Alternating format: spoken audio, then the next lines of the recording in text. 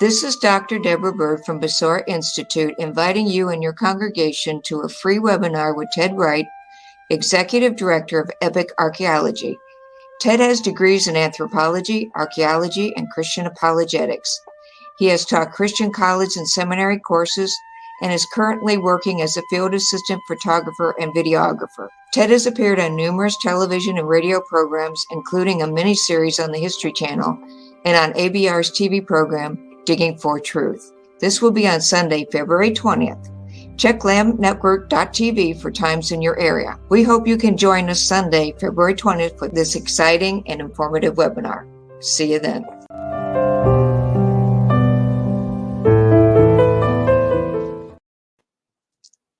Hello, good afternoon. I'm Dr. Deborah Bird, live from Besorah Institute. I'd like to thank you for joining us today for another educational webinar here on Lamb Network TV. We have a wonderful guest for you today, but before I introduce him to you, I'd like to take a minute to tell you about what's coming this fall. On Sunday, November 13th, 2022, you are invited to a live all-day online conference. The theme of the conference is Called Out, Being the Body of Mashiach. It will be aired here on Lamb Network TV beginning at 11 a.m. Eastern Standard Time.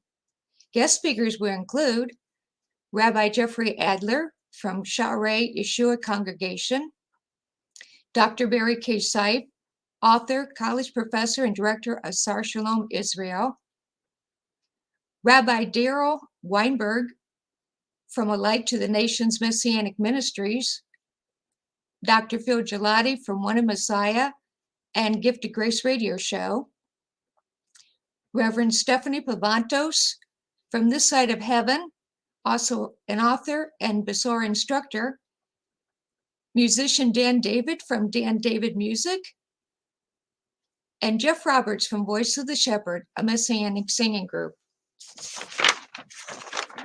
Please mark this date on your calendar and tell your friends, family, and congregations about this conference.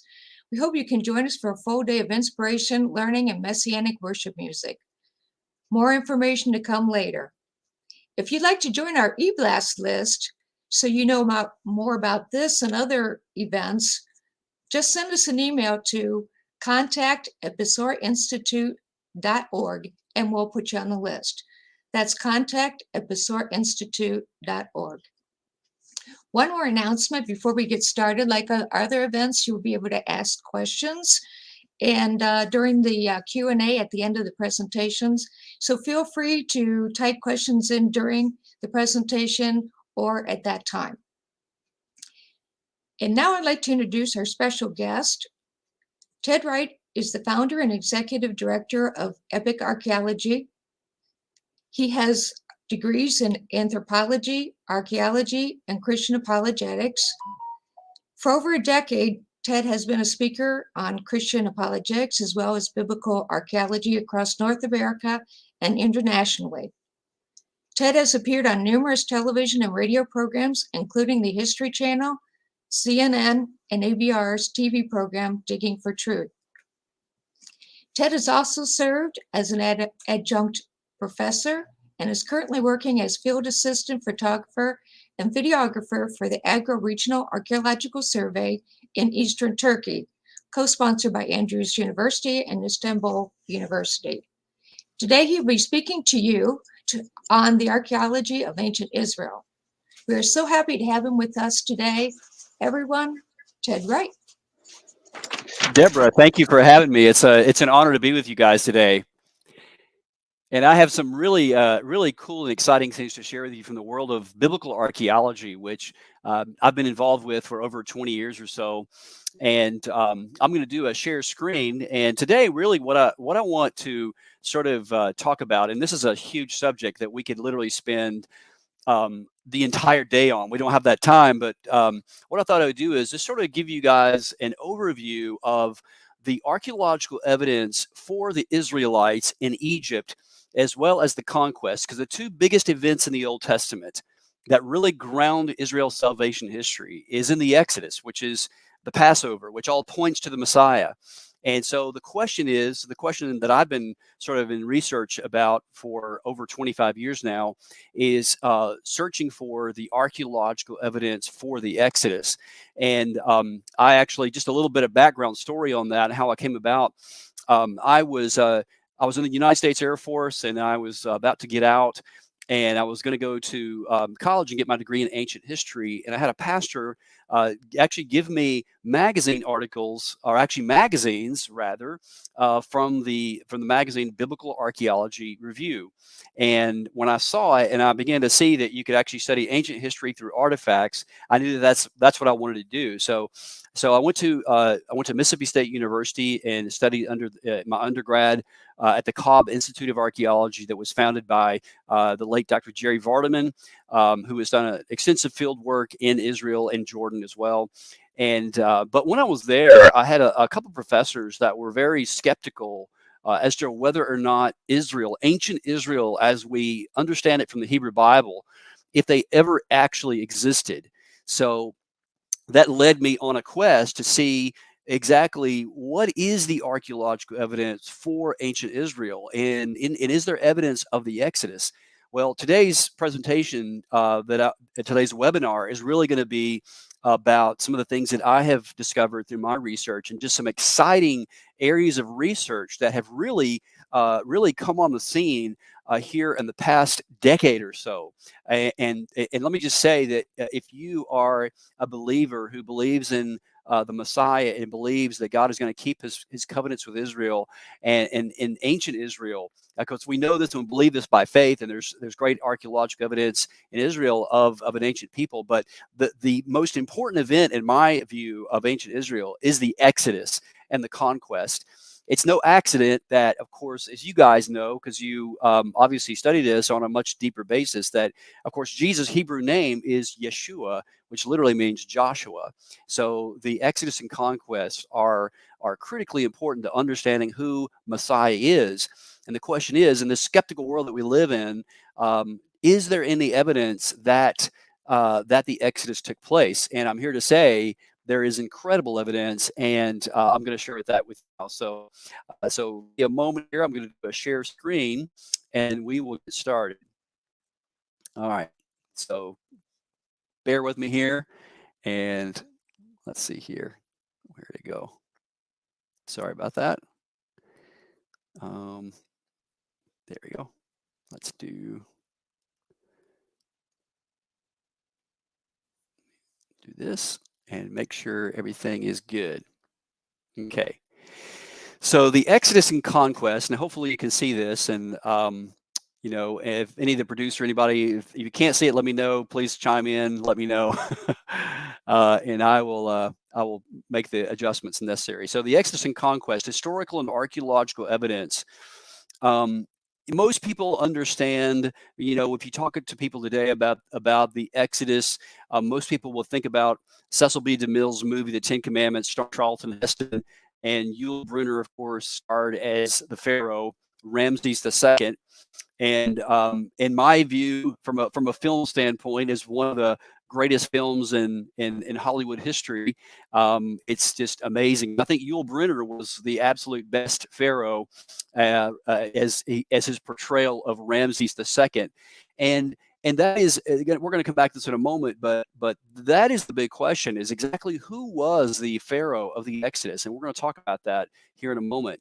A more recent film in the past few years was produced in Hollywood, starring Christian Bale, and it's called Gods and Kings. And it sort of portrayed the Exodus, and it was a very highly embellished version of the Exodus, and a lot of the elements from the scripture were taken out. So the question is, what's the fact and what's the fiction, and did it really happen? Is this something that the writers of the Hebrew scriptures made up? Did it actually happen? And so here, just to give you a quote here from current scholarship on this. This is a quote from a book called The Rise of Ancient Israel, published by the Biblical Archaeological Society by a scholar by the name of Baruch Halpern. he's talking here and comparing the Exodus with the Odyssey, Homer's Odyssey. And he says in both cases there is evidence of that particular process of oral transmission in which the story is renegotiated with each separate audience each time it is told. Each story reflects a healthy admixture of fancy with whatever is being recalled. The Odyssey is basically a piece of children's literature. So, in its way, is the story of the Exodus. It is a historical myth of an entire people, the focal point of national identity. The actual evidence concerning the Exodus resembles the evidence for a unicorn. And the reason why I wanted to share that quote with you guys is because I want you to see that when secular scholars look at the Exodus, they see no historical evidence for it whatsoever. But there is evidence, and the question is exactly where do we find it? So, there just to show you a list of some scholars today who reject the Exodus. Just a few names that may or may not mean anything to you: Thomas Thompson, Niels Peter Lemke. These two scholars are from Denmark. John Van Seters, Don Redford, Bill Deaver, now retired professor emeritus of archaeology from the University of Arizona. In various ways, they do reject the Old Testament. Deaver, not so much the monarchy under David and Solomon, but he is very highly suspect of a historical Exodus. And then, of course, a very famous archaeologist today that is very highly influential among archaeologists is an Israeli archaeologist who teaches at Tel Aviv University by the name of Israel Finkelstein. Believes that there is zero historical evidence for the Exodus whatsoever. Now, for those of you who are interested, you can go to my website, go to epicarchaeology.org, and you can actually click on the blog. And I actually debated Robert Price, who is a scholar who considers himself a Jesus mythicist. And we debated on the Unbelievable radio show with Justin Brierley on the historical Exodus. So you can check that out. Just go to our website, go to epicarchaeology.org, click on the blog, and then scroll down, and you can find the Exodus debate in which I debated with Bob Price on the historical Exodus, if you're interested in looking at that.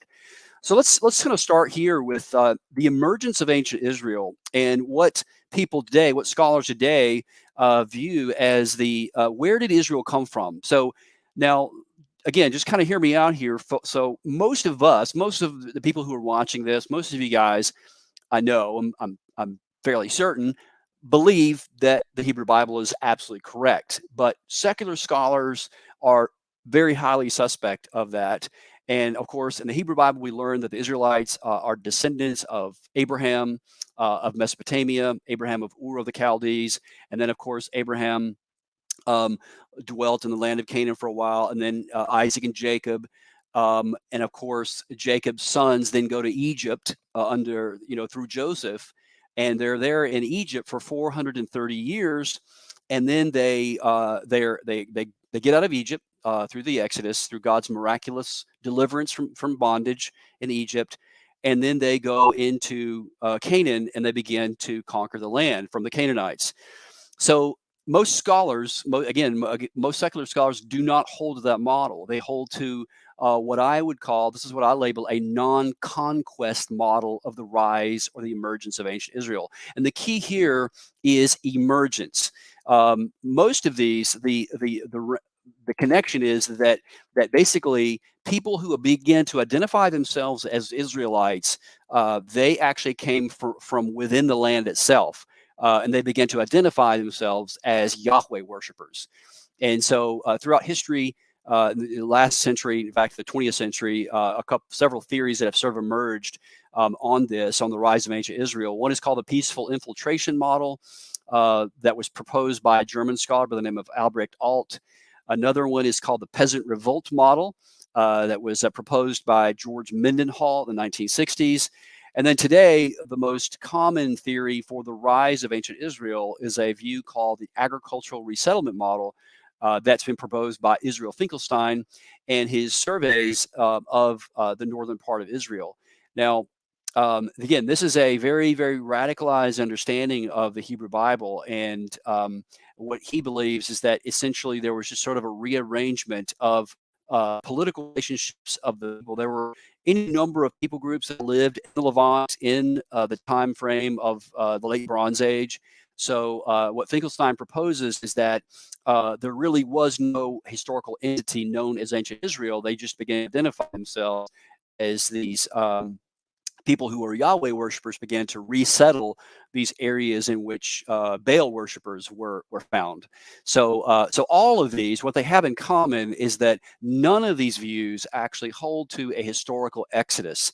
So for that reason, we have to reject those as being legitimate explanations for the rise of ancient Israel. The question is, I mean, it's one thing to say we believe in the scriptures, another thing to say, you know, well, what's the evidence for it? So really, what it comes down to when you're looking at the Exodus, and this is what I've discovered, is it comes down to dating. It comes down to exactly when did it happen. So among scholars who do hold to an Exodus, to a historical Exodus, there are two schools of thought, two main schools of thought, according to this dating scenario. There's a view called the 13th century Exodus. That's about 1267 BC. And the conquest would fall sometime around 1220 to 1230. And this would place the Exodus sometime during the reign of Ramses II. And then the other view is also called the 15th century Exodus and conquest model, or the late date Exodus. They also go by the early date, and the late date is on the top, the early date is on the bottom. So because it's BC. So 15th century BC, so approximately 1446 BC would be the time of the Exodus. And this would place the Exodus sometime during the reign of either Thutmose III or Amenhotep II. So those are our two options. So when we look at the dating options, there's a really great quote here that I like to give that sort of really helps pinpoint which of the two options is preferable for those of us who trust the Hebrew Scripture. Now, Hofmeyr himself is an Egyptologist and an evangelical archaeologist who holds to a late date, not an early date. But he says this, and I completely agree with him on this. He says that the events of the Exodus and conquest stand or fall together, and he's exactly right. So what that means in English is that wherever we place the Exodus, whatever date we place the Exodus, then we should see 40 years after that, or approximately 40 years after that, some kind of conquest in the land of Israel. And when you carefully read the book of Joshua, what you discover is that there were only really three major cities that were burned according to the book of Joshua. And those three cities are Jericho, Ai, and Hatzor. And we'll talk about those in a moment. But so we can actually go to Israel and look to see if there's actual evidence in those time frames. And of course, as you can imagine, there is a lot of debate even over the interpretation of the excavations of those three sites, as would be expected. So this brings up again the point of chronology, and this is a very important part of pinpointing the exact date of the Exodus. Back in the 1950s, there was a scholar by the name of Edwin Thiel who wrote a book called The Mysterious Numbers of the Hebrew Kings. And in this book, Thiel reconciles the chronology of ancient Israel with the chronologies of the peoples of the ancient Near East, such as the Assyrians and the Babylonians and the Egyptians. And he reconciles the reigns of the kings of Israel and Judah with these other nations. The reason why that's important is because when you just straightforward read it, there's a lot of it's hard to reconstruct an exact chronology without a careful analysis of ancient history. And what Thiel discovered is that there were co-regencies of some of the Hebrew kings when you actually read the text. So he did a monumental amount of work in reconstructing Old Testament chronology, and so this really highlights this idea of chronology and how important it is. There are two other scholars today that I want to just bring to your mind here, bring to your attention. For those of you who are interested in this subject, there is actually three scholars. One is Jack Finnegan, who wrote a book called it is a Handbook of Biblical Chronology by Jack Finnegan, Finegan, Finnegan, Jack Finnegan. The other book is by Andrew Steinman, who teaches at a seminary up in Chicago. And I think it's called From Abraham to Paul, a book on biblical chronology. And then another scholar who publishes in articles on his website is Roger Young. So Roger Young, Andrew Steinman, and Jack Finnegan have got some really great resources on chronology and on reconstructing biblical chronology. So at the heart of the debate about the Exodus among evangelicals and even among secular scholars is the timing of it. When did it actually happen? This is important because in archaeology, we're trying to reconstruct an accurate picture of what took place in the past. So the heart of this debate, the heart of the debate of ancient Israel and the heart of the debate of the Exodus and the conquest is about chronology. Exactly when did it happen? So the late date, let's talk about that for a second here. The late date is based on references to the store cities of Pithom and Ramses, or Pi-Ramses, in Exodus. But there are some problems. The store cities are either anachronistic, and then also indicating that they think that this somehow indicates that the Exodus took place during the reign of Ramses II. But it's problematic in reconciling with the biblical text for reasons that we'll get into here in a moment. And then the third problem with the late date view is that there is essentially no conquest in the archaeological record. So if we're gonna plant our flag in the late date, then we're gonna have some problems in establishing a conquest, or at least the conquest as it is outlined in the book of Joshua, in particular Jericho, Ai, and Hatzor. So because if the Exodus was in this time frame, then there's no conquest. So that goes back to the quote I was giving you guys earlier from James Hoffmeyer, who said that the Exodus and conquest, the events of the Exodus and conquest, stand or fall together, if that makes sense. So according to 1 Kings chapter 6, verse 1, this gives us a chronographical marker to exactly pinpoint the timing of the Exodus. And then again, when you're looking here at 1 Kings 6:1, we're talking here about narrative. We're talking about a historian who's not necessarily writing in poetic form. This is just pure narrative. And what he says is that the Exodus must have occurred 480 years prior to the laying of the foundations of Solomon's temple, because it says in the 480th year after the Exodus, Solomon laid the foundations of his temple. Now, this date, most scholars, in fact, even scholars who disagree about the date of the Exodus, will agree that Solomon laid the foundations of the temple in Jerusalem sometime around 966 or 967 BC. So when you do the math, if you take that number of 480 and you make that literal, you just reverse the clock back, that places the Exodus sometime in about 1446 BC. So when you look at the 1446 BC date, then that is going to place you in a particular about the middle range of the 18th dynasty of ancient Egypt. So to prefer an Exodus date of 1267, as the late date proponents would do, which would mean that you have to allegorize the 480 number, 80th year number referred to in 1 Kings 6:1, and there's really hermeneutically no real reason to allegorize that number, round that number off, but you can take it straightforward. Another indication of the 1446 date is the Jubilee cycles agree with the date, that they are completely independent of the 1 Kings 6:1 passage. The Jubilee dates are precise only if the priests began counting years when they entered the land in 1406 BC, and the reference there is in Leviticus 25.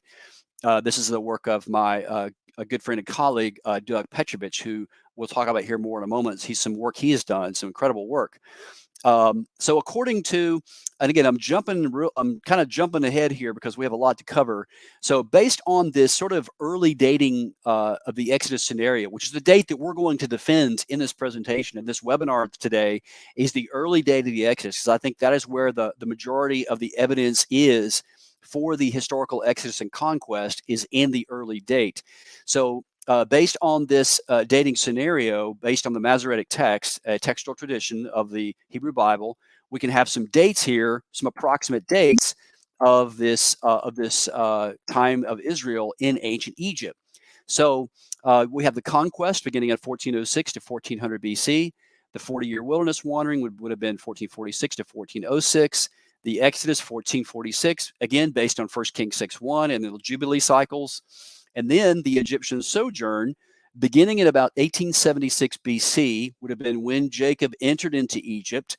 And then, of course, the Exodus would be 1446, which means that the sojourn of the Israelites in Egypt would have been approximately 430 years.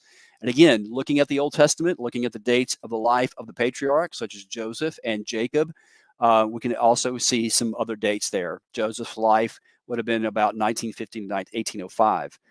And then Jacob's life would have, again, if he lived 147 years, would have been 2006 to 1859. So pretty amazing stuff there. And there's no reason to take those dates as allegorical. So based on the evidence, Joseph went down into Egypt during the reign of a pharaoh by the name of Sesostris II. He would be known as the abundance pharaoh. Again, if this dating scenario is correct, and I'm going to show you guys here in a moment, not just conjecture about this, but hard archaeological evidence that this date is got to be the date. The famine pharaoh then would be Sesostris III, and then the pharaoh whose rule began the year Jacob's death would have been Mernepta III, beginning in 1859 to 1813. Let me go back there and just say a quick word here. We're going to be jumping around, and if you have questions, let me know. There's a lot of information here, and I'm going to be giving you guys some book references that you'll want to check out.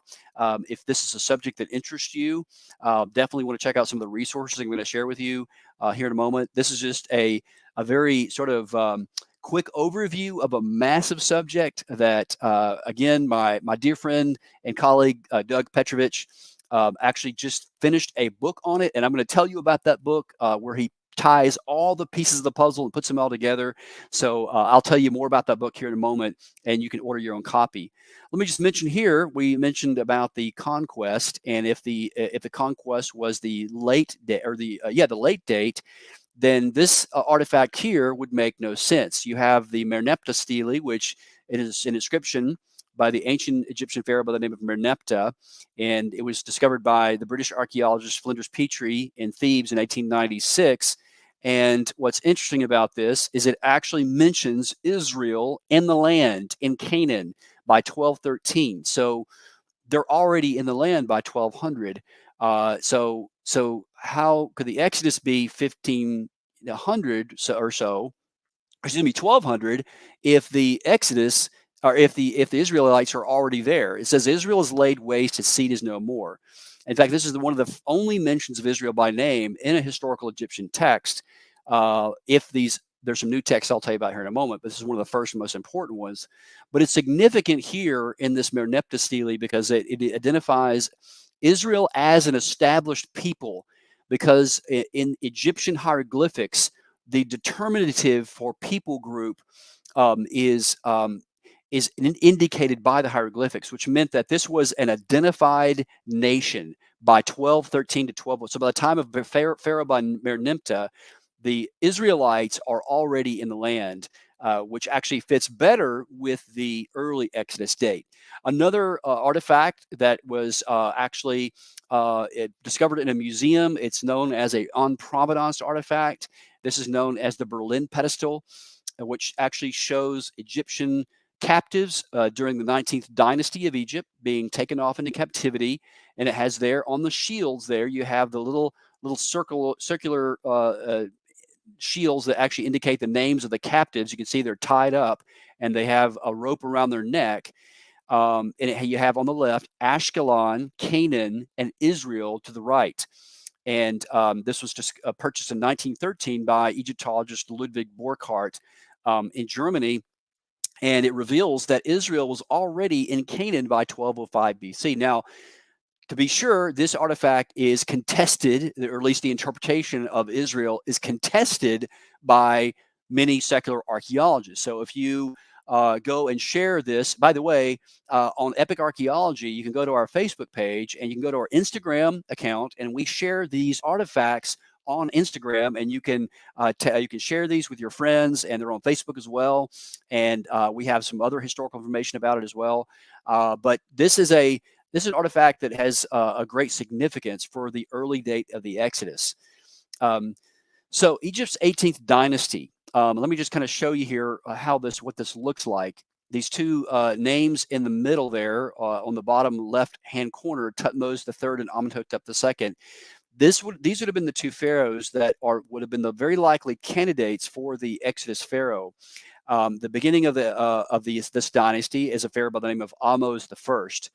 Now, let me just say a quick word again, because there's a whole lot here and there's a whole lot of background to this. So I know we're not necessarily a seminary class or anything, but let me just say, for the sake of argument, for those who are watching this, who maybe are a little bit more in tune with Egyptian history and archaeology. So among Egyptologists, among professional Egyptologists today, there are people who adjust Egyptian chronology. There is a low chronology and a high chronology. And the low chronology, the adjustment is about 25 years. So we're not talking about a long time period. And the reason why that is because of these time periods in Egyptian history known as intermediate periods. And the problem is that the dates of the reigns of the pharaohs. So in other words, when you look up, like for instance, if you were to just pick any name on this list here, you can pick Akhenaten, you could pick Tutmos II or Hatshepsut or anybody like that, and you look them up on like Wikipedia or some encyclopedia article, it's going to give you their reign of the dates in which they reigned. Like they reigned from this date to that date. Okay, those dates of the reigns are based on a Egyptian pharaoh by the name of Manetho, and so there's some question as to whether or not these dates are accurate. So Egyptologists squabble amongst themselves as to low chronology or high chronology. Now, the chronology that I hold to, I believe it's the low chronology. I always get these confused, but it's neither here nor there at this point in the discussion.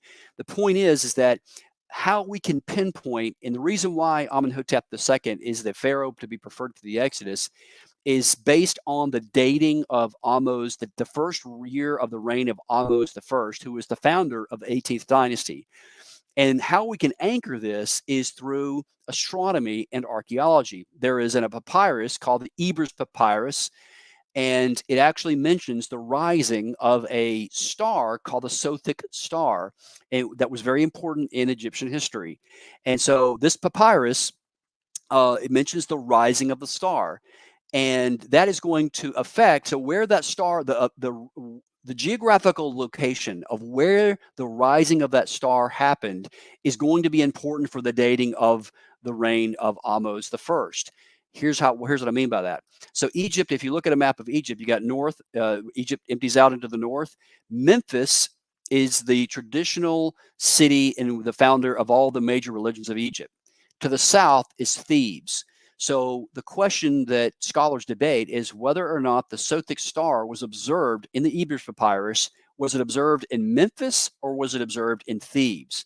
If it was observed in Memphis, then that would mean that the reign of Ahmose I would be at a particular date. And there's really good evidence that that's exactly where the observance of the Sothic star happened, was in Memphis and not in Thebes to the south. So what this all means in English is this. If you're still not following me, what this means is that the reign of Amenhotep II, if that is correct, if the rising of the Sothic star was observed in Memphis, and that anchors the reign of Ahmose I, then that adjusts the chronology of these pharaohs that places Amenhotep II's reign smack dab during the middle of where the Exodus would have happened. Now, at this point, we can go, okay, well, that's great. Let's check it. Is there any other evidence in the life of Amenhotep II that indicates that he was the pharaoh of the Exodus? And we haven't even gotten started yet. And it's just so much. I'm going to skip this slide because this kind of shows you the family history of Ahmose and Tutmos III. Needless to say, because of time's sake, I'm just going to jump ahead and just tell you what the significance of this is and who this is. If this chronology holds true, and again, I'm not the only one that holds this. Dr. Eugene Merrill at Dallas Seminary, who wrote Kingdom of Priests, agrees with this. Another colleague friend of mine who used to teach at the Master's Seminary, Dr. Bill Barrick, Doug Petrovich, many other scholars as well. If the chronology is correct, that would mean that very highly likely it was the Egyptian queen Hatshepsut who was a young girl at the time, who very likely pulled young Moses from the Nile. And we know a lot about her reign because she left this incredible mortuary temple at Deir el-Bahri in the Valley of the Kings, which I think is one of the most grand and amazing mortuary temples in the entire history of ancient Egypt.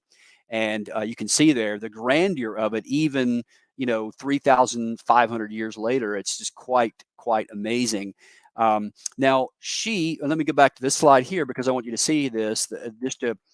So look at about the about the third line up from the bottom where it says Thutmose III and Hatshepsut. So basically, Thutmose III was her actual stepson. She was actually the wife of Thutmose II, who actually passed away, and because Hatshepsut could not produce a male offspring. So basically, Thutmose II's secondary wife, Isit, this was to be a concubine. This is something that was very common in Egypt. Provided for him a male offspring so that the line, the pharaonic line, could continue. So when Thutmose III died at a fairly young age, young Thutmose III was only about a year old. So that left his stepmother Hatshepsut to sort of co-reign with him. So there was a co-regency of Thutmose III and Hatshepsut for about 22 years. So, of course, then with his primary wife, he has a son by the name of Amenemhat, and he died. And then, of course, with his secondary wife, he has his second son, which is Amenhotep II. So, if this scenario is correct, if this dating chronology is correct, that means that it's very likely that Moses would have very likely known Thutmose III. Moses would have been a couple of years older than him, but he would have certainly known about him. And this is going to figure up in a minute. So when Hatshepsut died, she was buried there in the Valley of the Kings. I'll come back to her here in a moment. You can actually see there when they co-reigned throughout ancient Egypt, they would actually present together.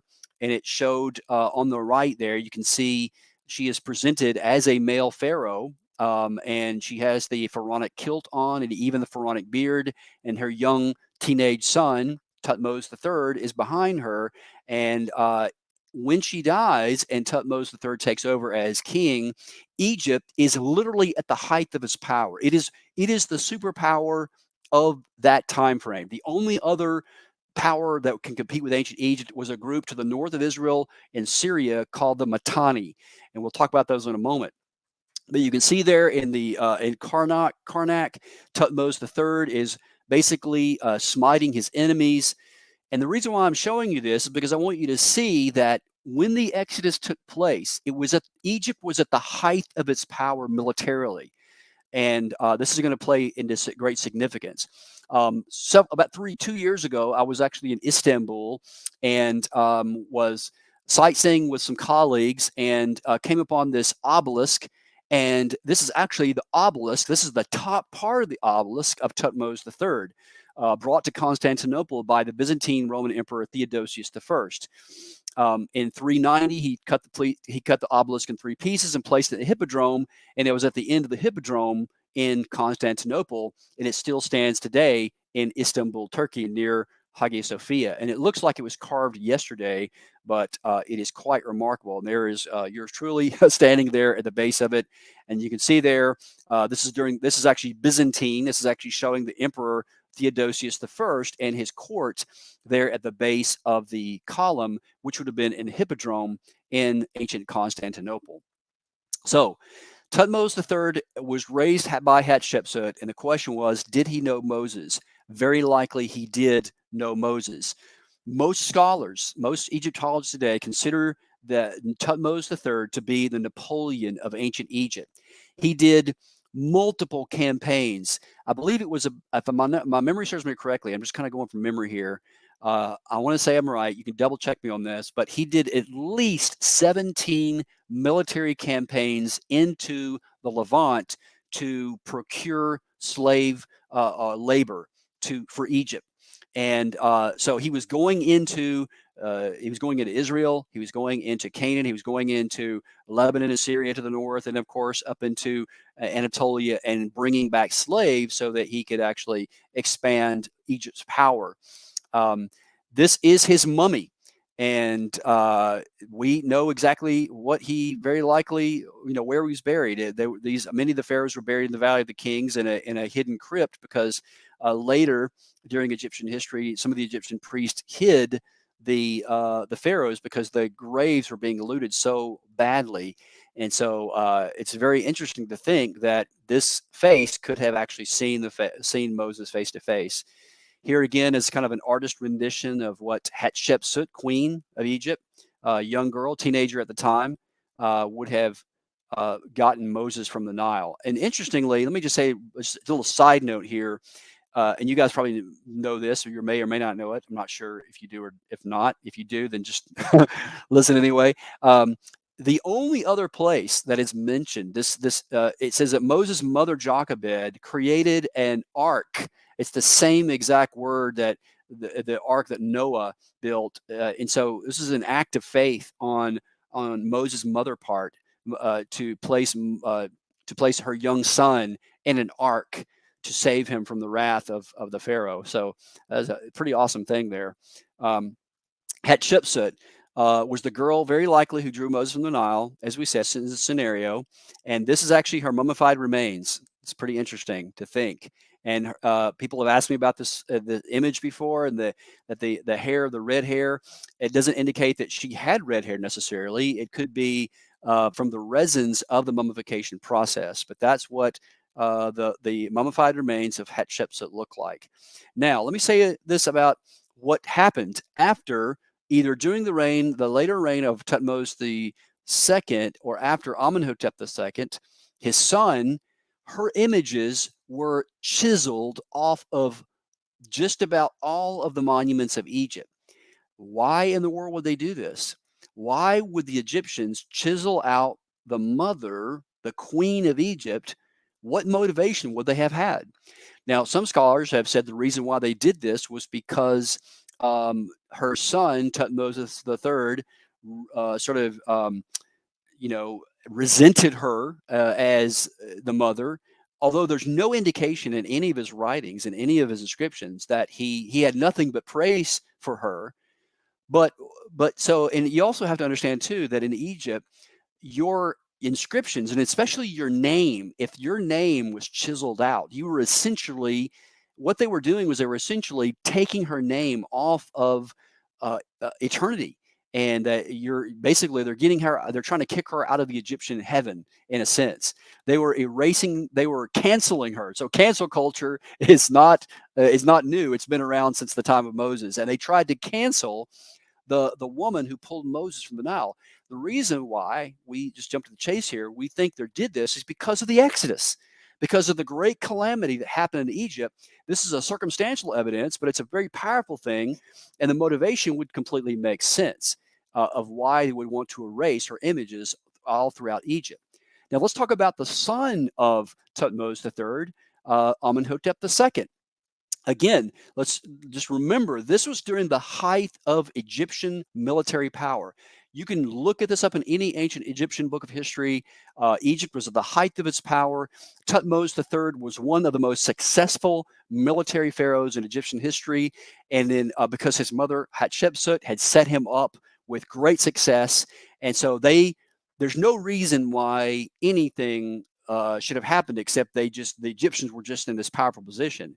So when his father died, he takes over, Amenhotep II, his son takes over, and he becomes very adept at archery and shooting of bows and arrows. And so it shows here, this is one of the inscriptions there at Karnak, showing Prince Amenhotep II actually shooting an arrow from a moving chariot there, showing his military prowess.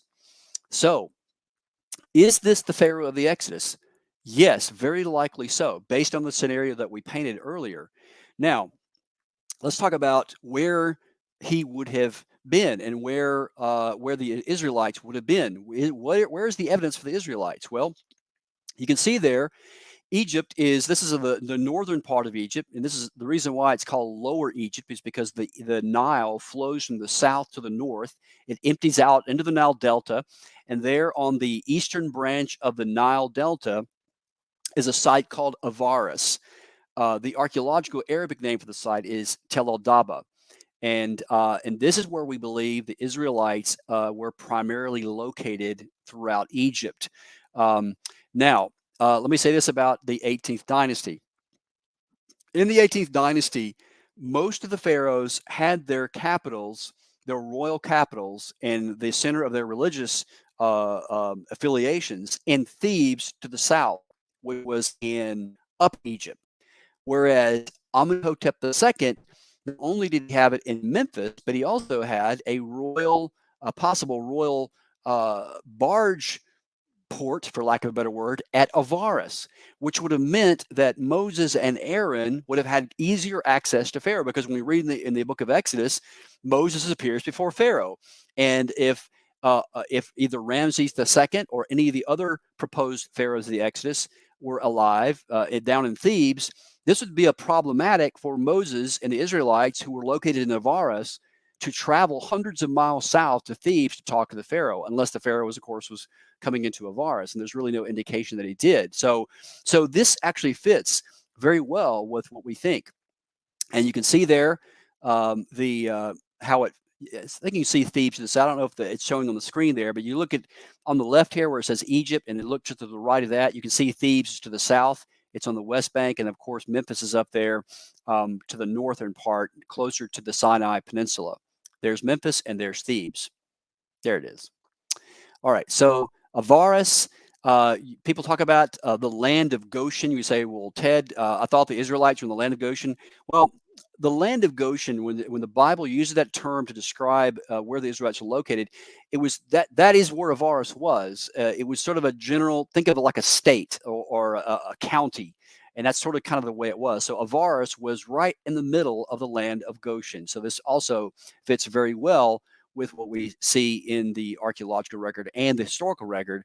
This, by the way, is a satellite image from the International Space Station showing Egypt to the left, and you see the Nile Delta, and right in front of you is the Sinai Peninsula, and you have to the left, you have the Gulf of Suez, and to the right, you have the Gulf of Aqaba, and to the north of that, the Jordan Rift Valley, which starts at the beginning northern tip of the Gulf of Aqaba and goes all the way up into the Dead Sea, which is the lowest spot on planet Earth. So this is an interesting site, Avaris. Let me tell you about Avaris and what they have discovered there. This is pretty awesome. This is where it's really exciting. Now, again, we painted the scenario of the Israelites being in Egypt. And is there any evidence that the Israelites were in Egypt? And yes, there is, actually. And not only were they in Egypt, but they were at Avaris, or Tel el-Daba. This is a closer up view of the site, and this would have been the biblical site of P. Ramses.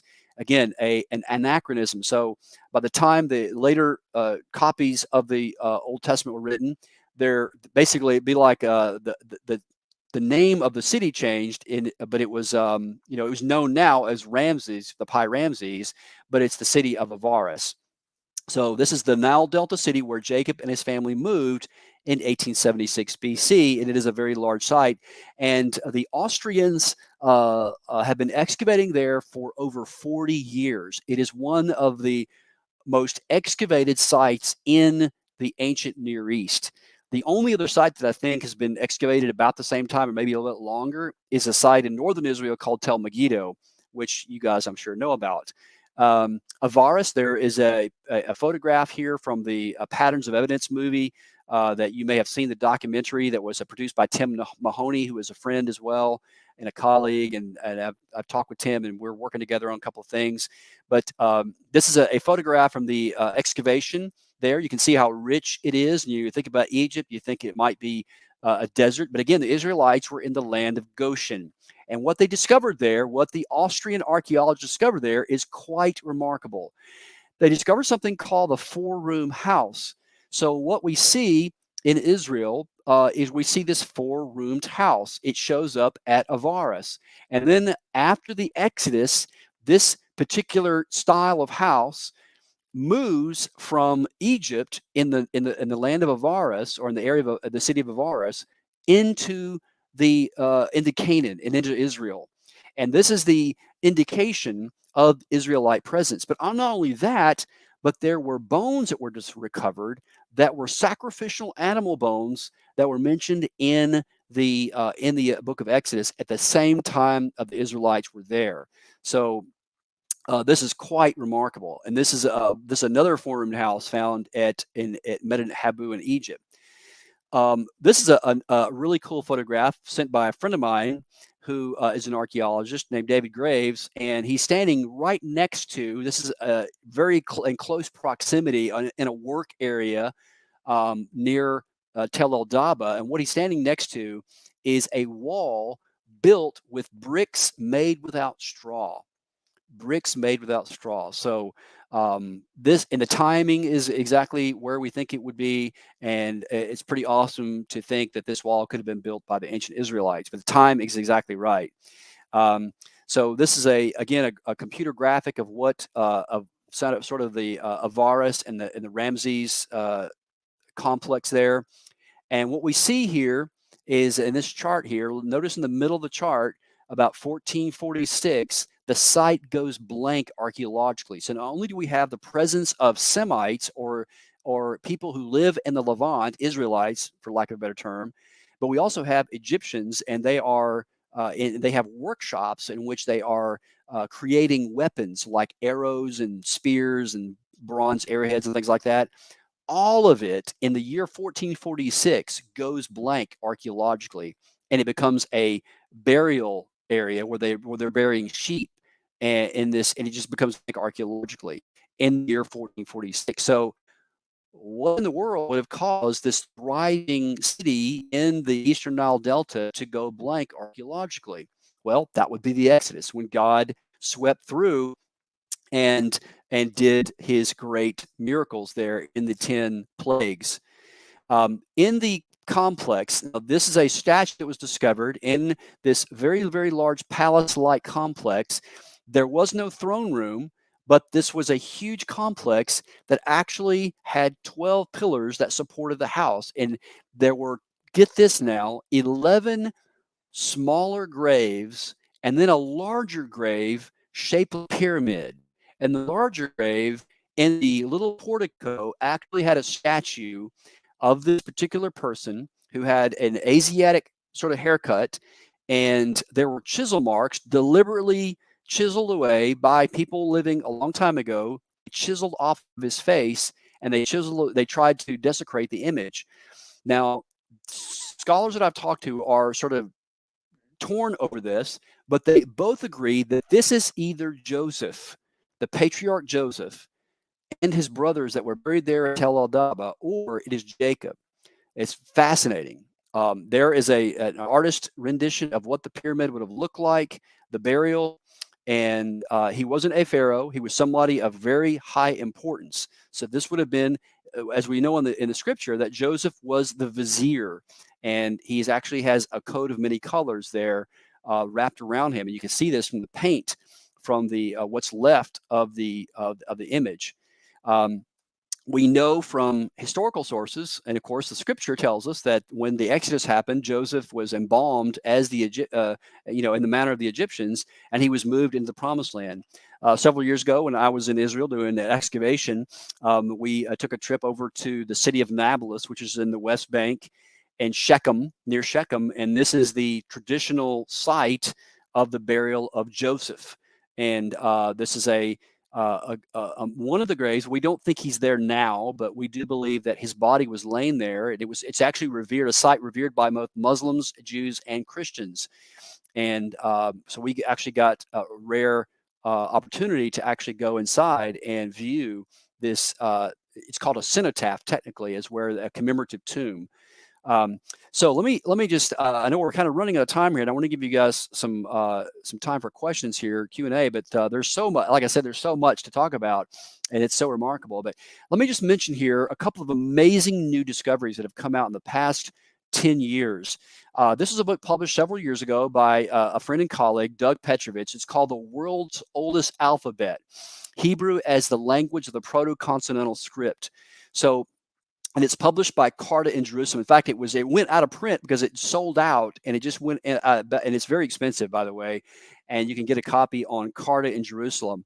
And what Petrovich has discovered, what he thinks he's discovered, and I think he's right. Again, I'm not a linguist, but there are these inscriptions found in the Sinai Peninsula called the Proto-Sinaitic Inscriptions.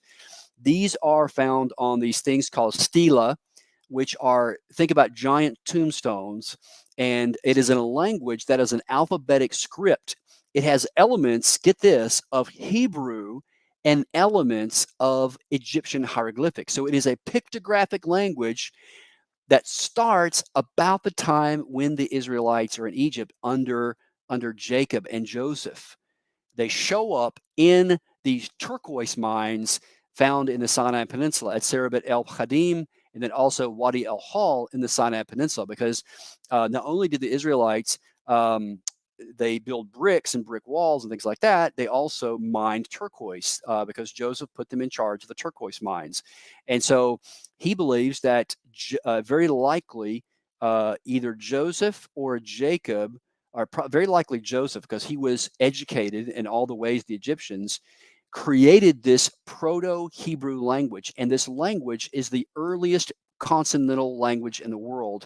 And this is a huge debate. People are still having it today if you read about this, but I think he's right. And the reason why is because I hold to the historical Exodus, and I think that Petrovich's theory is correct. And this is his chart that he that is in the book, and in which he shows the development of this Hebrew consonantal alphabet. You can see the Hebrew block letter there on the left, and you can see as it develops over to the right as a historical development. What's interesting about these scripts is that they show up in the Egyptian Sinai, and then they move in after 1446, the day of the Exodus. The language goes north, and so there was already Canaanite and Ugaritic language, and which is already very similar to Hebrew, and so most scholars today think that Hebrew came out of Ugaritic. And what Petrovich proposes is that Hebrew came out of this Proto-Continental script, and that Hebrew was so the Proto-Continental script is a Semitic language, and Hebrew is one of the particular options. Scholars are not unified on exactly which Semitic language it is, but they know it's some type of Semitic language. But the reason why again, this is my thoughts on this, the reason why I think scholars today reject Petrovich's thesis is because they reject the Exodus. They say, well, it can't be the Hebrews because there was no such thing as a historical Exodus. But again, it sort of begs the question in my view. But let's, for the sake of argument, this is quite remarkable, guys. This is amazing. Petrovich, based on his understanding of these transcriptions of this language, he has discovered some really remarkable things. He discovered this inscription known as the Sinai 115, in which it actually shows, get this, 6 Levantines. These are people who lived in the Levant. This is the land north of Egypt, there on the Mediterranean, essentially Canaan and Israel. And then it mentions them by name. Hebrews of Bethel, the beloved. And then it mentions Hebedeb and Shechem. It actually mentions one of the names of Joseph, Shechem. And you can actually see him grow. So this is just quite remarkable. This inscription names Hebrews as being from the Levant, and specifically from Bethel. Well, where was Jacob from? Jacob's ancestral home was from Bethel. This is just amazing. And all the patriarchs, of course, viewed Bethel as the capital of this of their ancestral homeland before the Exodus. And this was actually found in the William Flinders Petrie Museum, but it originally came from Serabet El Khadim in Egypt, and it is quite remarkable. But the year of this was 1842 BC, year 18 of Amenemhat III, and it is a Proto-Hebrew inscription. The most remarkable one, guys, is this one here. This is known as Sinai. What is that? I can't find the name of it right here. It's the Moses inscription. It's found here on the bottom there. It says there, our bound servitude had lingered. Moses then provoked astonishment. It is the year of astonishment because of the lady. Sinai 361. That's what it is. And so what it's saying is that these people who were going down and mining turquoise in the Sinai Peninsula, every year that they go down, they're recording something about their history, something about their, path and what they're doing. And in this inscription here, get this now, the inscription dates, the time frame is 1842 to 1446 BC. But again, Moses, our bound servitude. In other words, they were bound up, they were enslaved, it had lingered on, and then Moses came and provoked astonishment, which means that there were some great miracles that were done under Moses. So this is just awesome. But again, this is not accepted by many scholars because they want to debate whether or not the Exodus happened, and the reason why they reject Petrovich's understanding is because they reject the Exodus. Some of them reject it on linguistic grounds and say that it makes no sense, but I think it is a perfectly legitimate proposal. You can, of course, make your own mind about it, get the book, read it, and then, of course, you can check out we also have a podcast on our YouTube channel. You can go to Epic Archaeology YouTube and click on videos or playlist, and you can click on Monocle and Spade, which is our podcast, and we have two episodes now with Doug Petrovich, in which he talks about this particular inscription and his methodology for interpreting the Sinai inscriptions. His latest book is this one here, and I just interviewed him about it. This is the entire history of the Hebrew people from their time under Joseph going through the Exodus, and it's called The Origins of the Hebrews, New Evidence of the Israelites in Egypt from Joseph to the Exodus. And you can get a copy of this, signed copy if you want to. You can get it on Amazon. You can get a signed copy. Just email Doug at dp@exegesisinternational.org, and he will be glad to send you a signed copy. I believe it's like $40 or so. I'm not sure. You can double check on that. But you can get a copy from him directly, or you can get it on Amazon. But check that out, and you also check out our podcast with him as well. Let me just wrap it up by, again, this is a massive subject, and we are just touching the tip of the iceberg, if you will. But this is a very famous sermon that Stephen preached to the Sanhedrin when Stephen was about to be stoned. And he mentions at the very end of Acts chapter 7 in his speech, he mentions that Moses was educated in all of the learning of the Egyptians, and he was a man of power in word and in deed. So this brings us to internal evidence. We talked about the external evidence of the Pharaoh of the Exodus being Amenhotep II, and all of the evidence there. There's a whole lot to that, which again, I'm jumping ahead here, but I want to show you the internal evidence that the Exodus was written by someone who was in Egypt, someone who was actually there, and that would, of course, been Moses. And is there any evidence that Moses was an eyewitness to the Exodus? Moses was actually there. And again, going back to Stephen's speech to the Sanhedrin, Scripture tells us that Moses was trained in the ways of the Egyptians. Now, we did not know how to read hieroglyphics for many hundreds of years because of an edict by the same, incidentally, and this is kind of weird how it worked out there, but the same slide I showed you earlier of Thutmose III in Constantinople, the Byzantine Emperor Theodosius I outlawed the reading of hieroglyphics in Egypt, because Egypt at the time was under the control of the Byzantine Empire. And the reading of hieroglyphics involved a lot of paganism. And Theodosius was a Christian emperor, so he believed that the Egyptians should not be engaging in their hieroglyphics because it would lead them back into their pagan polytheistic practices. So he outlawed the reading of hieroglyphics, and it was lost.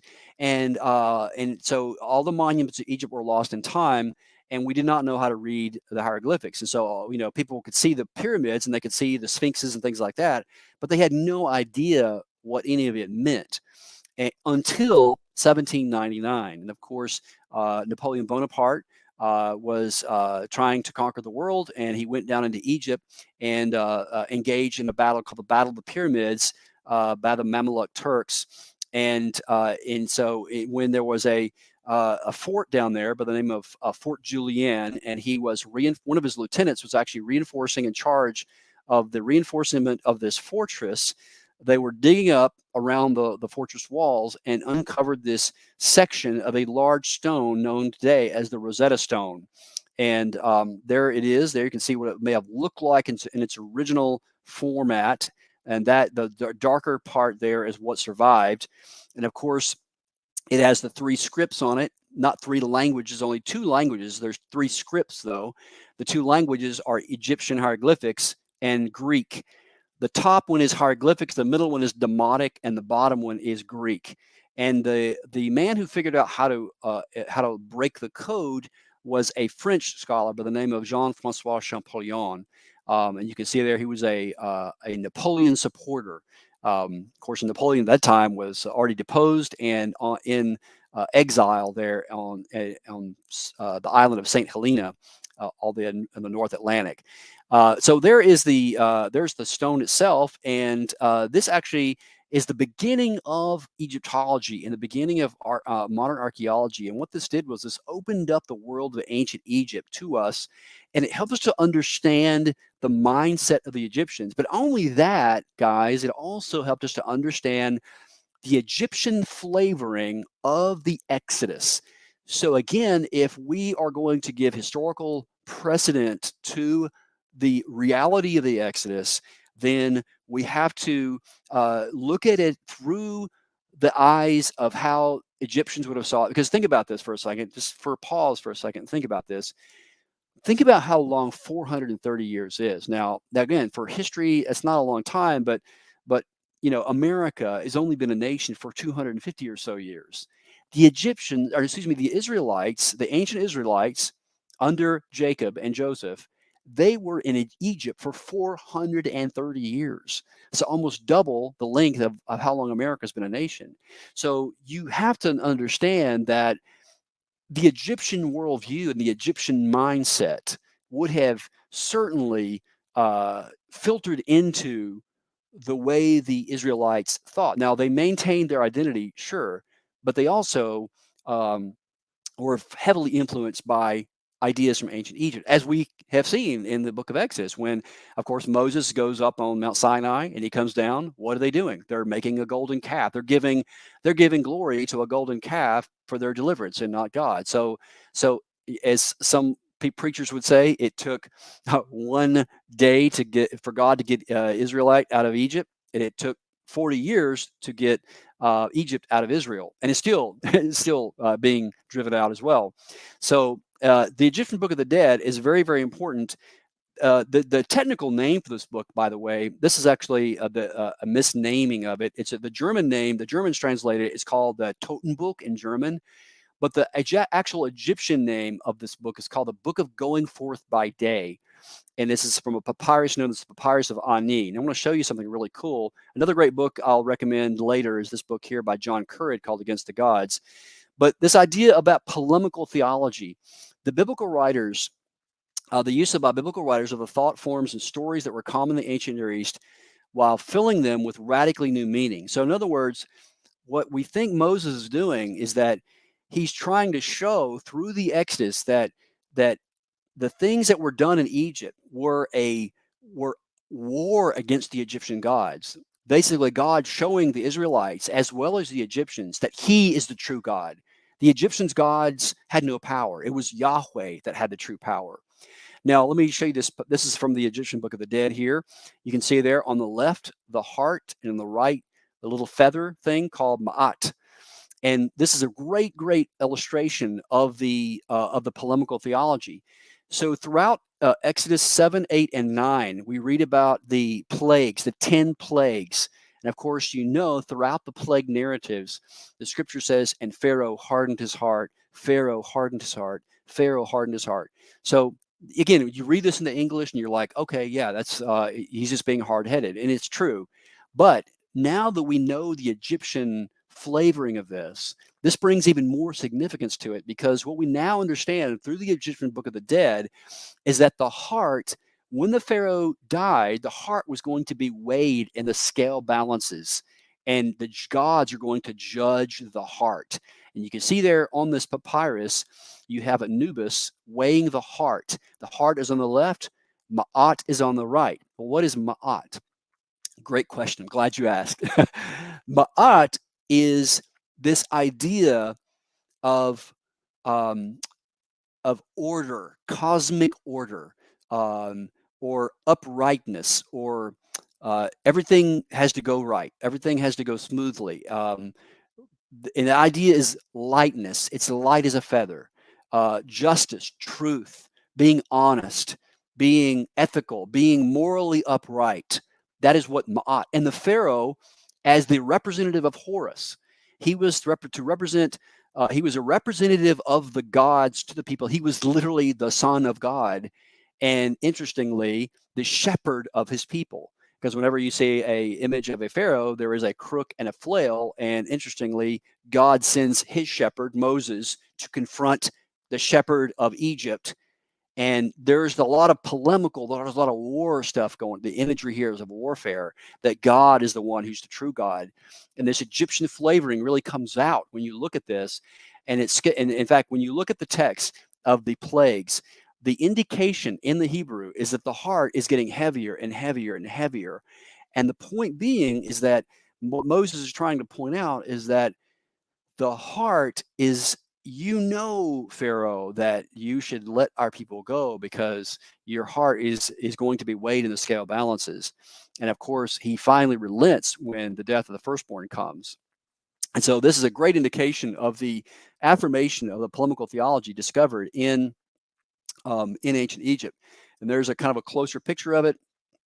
Pharaoh hardened his heart. See a little closer picture there, just to kind of show you how this breaks down.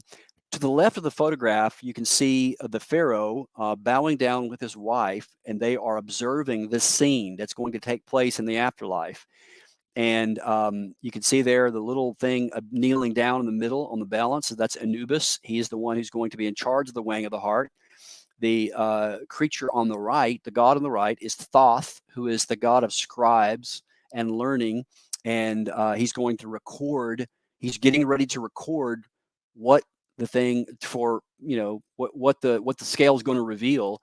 And if the heart is heavy and it outweighs the heart, then it would be thrown into the mouth of this crocodile god who's going to consume the heart, and the Pharaoh would then be condemned in the afterlife.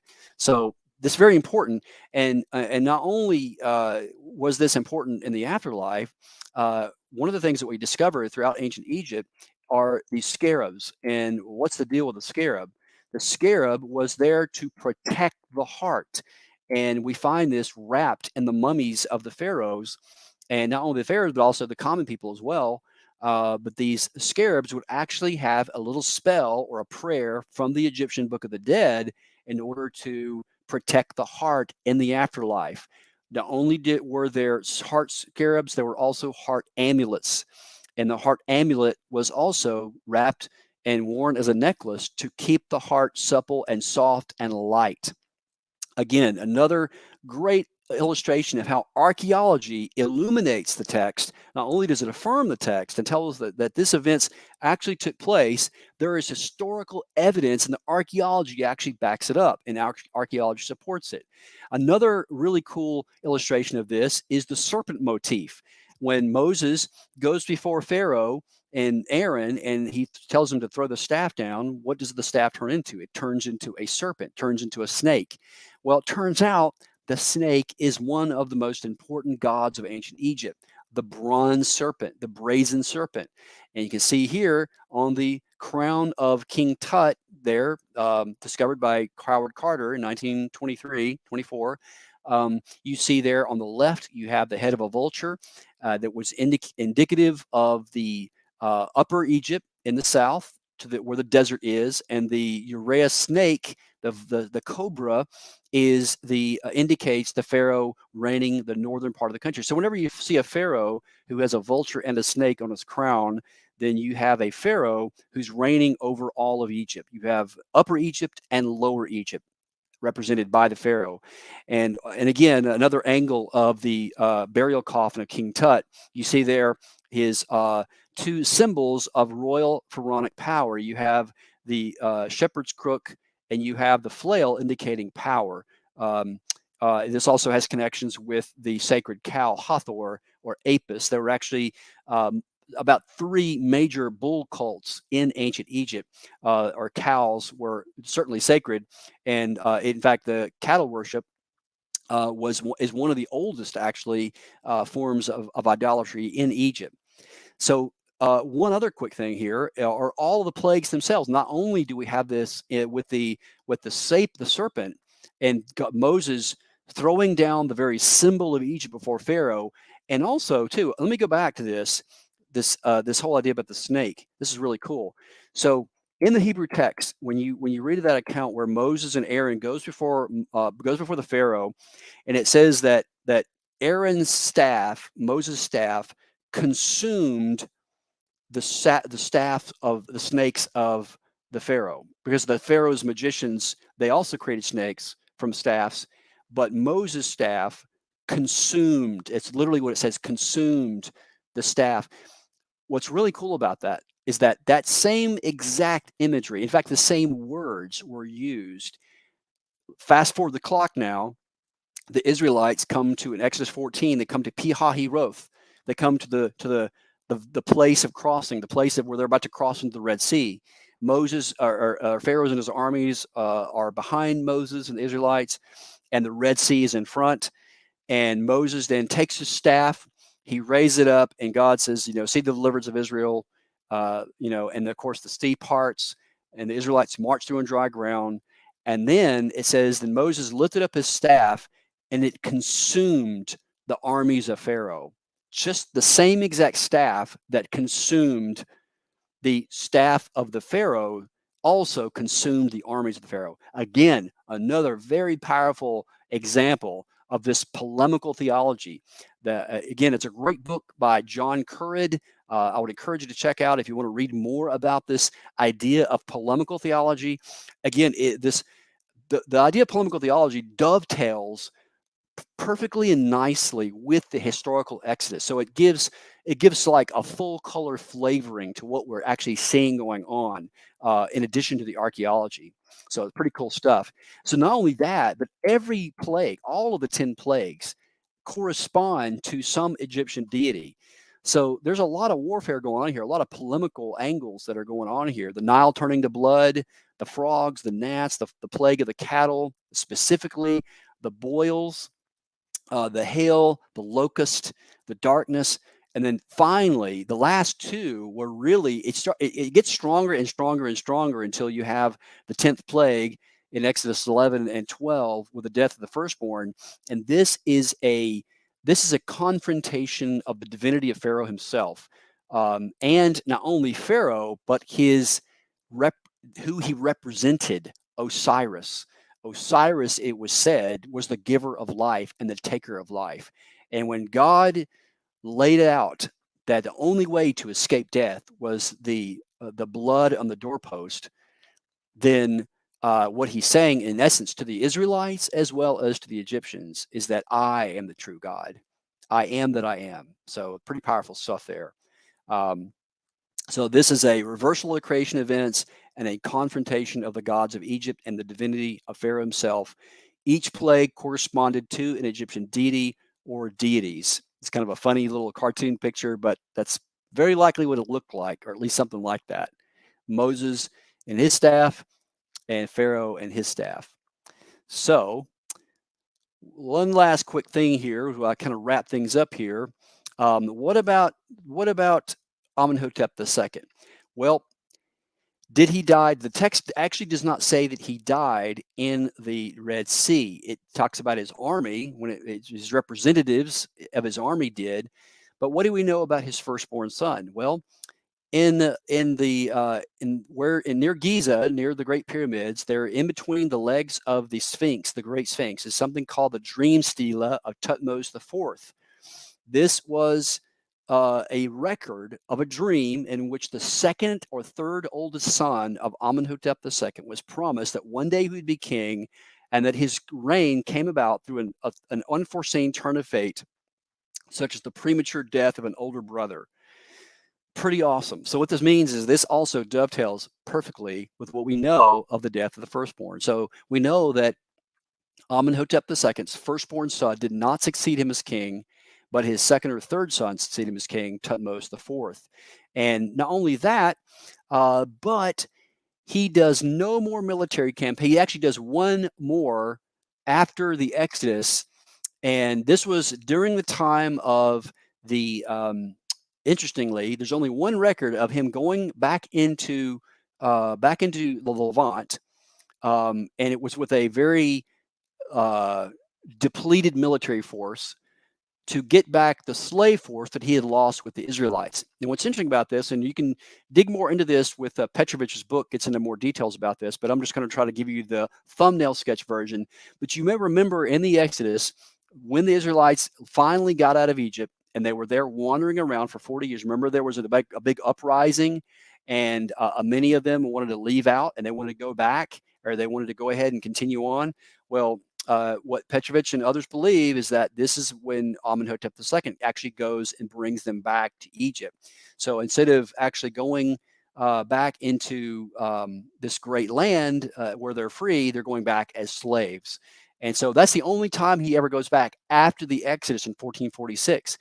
Again, this is the height of their power militarily, and there's no reason why they should not. Not only does he not go back, except one time to get his depleted slave force, but he makes an alliance with the Mitanni, which he should not have because Egypt was at the height of their power. Again, another great indication that this is the evidence for the of the Exodus. And this is actually his mummy, and it's pretty remarkable that we actually have the mummy of Amenhotep II. And people have asked me this before. They say, well, Ted, how do we know that this was the Amenhotep II? Well, easy enough. His name was on his coffin. So we know. And in fact, most of the pharaohs of the 18th dynasty were found in this cache of CACHE of pharaohs that were found in the Valley of the Kings, incidentally, just to the left of the mortuary temple of Deir el-Bahari, built by Hatshepsut. They were hidden there in a shaft in the 19th century, were discovered by a local Egyptian village. And then, of course, they were taken out and taken into the Cairo Museum, which is where they are today. So I'll stop there. Stop the presentation there and see. I know there's a lot to think about, and we didn't really get a chance to cover everything, but if you have any other questions, I will be glad to fill you guys in on any questions you might have on any of the stuff we talked about today. As far as the Exodus goes, I didn't really get a chance to talk about the conquest pretty much, but if you want me to talk about that, I can, but I'm here to answer any questions if you have any questions about that. Okay, that was great, Ted. I saw more than one book that I'd like to purchase. I know that there are some questions. One of them I know they were asking about a bibliography. Do you have one that people can find someplace? I don't, but I can certainly put one together for you guys. I would be glad to. I can get that to you, Deborah, and then you can pass it out to people for if they want to dig deeper into this. I can give them some great resources. Okay, great. Okay, well, if anyone would like a copy of that, please send us an email to contact@besorahinstitute.org, and we'll make sure you get that. Okay, I guess we have some questions. Mark, if you'd like to put those up. I know Mark himself has some questions for you. Yes. Hi, Ted. Hey, Mark. Well, I'm really not getting any, to tell you the truth. I put it up in the chat over here, and I'm not getting any responses short of what I just. Well, that's okay. I can kind of give an overview of the conquest cities if you want to do that. Just real quick, just talk off the cuff. Sure. That's you bet. Sure. I'll let you have it. Sure. So the conquest. Let me just say, just kind of shooting from the cuff here. We said early in the presentation that the Exodus and conquest stand or fall together. So the scenario that we have painted today places the Exodus, if indeed, and now there's debate about this, and there's even a book you can get. Zondervan has a book called The Four Views of the Exodus. You can check that out. It's the Zondervan Counterpoint series, in which you have the early view, the late date view, and there's another view, and they go back and forth discussing the pros and cons of each view. So you can check that out. It's Zondervan, Four Views of the Exodus, I think. So you can check that out. Another question. I'll include this in the bibliography. But the view that I have defended, and the view that I think where the best evidence is actually in the early day of the Exodus. And as we have said before, there's a connection between the Exodus and the conquest. And I actually have excavated in one of those cities. According to the book of Joshua, there were 3 cities in the conquest. There were Jericho, Ai, and Hatzor. And Jericho, let me just basically throw out Jericho here, because it's a point of debate even today among evangelical scholars and scholars who defend the Exodus. And that Jericho was excavated in the 1930s by John Garstang, who was a British archaeologist under the auspices of the Oriental Institute at the University of Chicago. And when he excavated there, before that, by the way, he actually the site was excavated by the Germans, Germans archaeologists by the name of Selin and Watzinger. And what they discovered is that Jericho was a double fortified city in the late Bronze Age. This has been about the time of the conquest, which matches the biblical description that it was a well fortified city, and that's why the Israelites had to march around it 7 times. And so what Selin and Watzinger discovered in their excavations in the late 19th century is that not only was it a double wall city, but it was a casemate wall. And what I mean by a casemate wall is that in the outer wall of Jericho was actually a double walled structure in which there were people who could live along buildings outside the wall. So that means that, of course, Rahab, of course, hid the spies of Joshua along the wall, and he actually escaped out of the city through a window on the wall. So there were actually the German archaeologists excavating there actually did discover in that time frame the walls that actually faced outside the city that had windows facing outside the wall, and there was a revetment wall at the base of it that was about 15 feet high or so, and then another 15 to 20 feet high was the wall. So it was a very impregnable fortress, and then inside of that there was another fortress as well. So when Garstang excavated it in City 4 of Jericho, he discovered that there was a certain part of the wall that had been breached, and the wall was breached, and there was the stones, the bricks that actually stood upright had literally fell down and formed a ramp up into the city of Jericho. And in that layer, in the late Bronze Age, City 4 of Jericho, what Garstang discovered was the entire city was burned and nothing was taken. Nothing was taken in the city. And that matches exactly what we find in the book of Joshua. The Israelites were told not to take anything from the city. And what another interesting fact about that is that when you read the Hebrew account in Joshua, it says literally when God says, when you march around the city and make a loud shout, and the walls of the city will fall beneath themselves. Now, how does a wall fall beneath itself? Well, there's that revetment wall, and then there's the top wall. Well, when the bricks fall down, they're literally falling down beneath themselves. So literally, the scripture is right to the finest detail. It's exactly right as it describes the fall of Jericho. And so this city was burned. There is charred bricks, and the grain was still in the jars. They found charred grain. Well, about 20 years or later, a British archaeologist named Kathleen Kenyon comes along to Jericho, and she essentially says that John Garstang's dating of Jericho was actually incorrect, and that it was actually much later. And so essentially what she did was she took away the conquest through reinterpreting some of the archaeological artifacts. But the problem with that is that there is a particular kind of pottery that when you find this kind of pottery, this definitively dates the layers to that time frame. And what I'm talking about is something called Cypriot Bichrome pottery. And Garstang, he discovered this locally made Cypriot pottery, which positively identifies the destruction layer of Jericho with the conquest.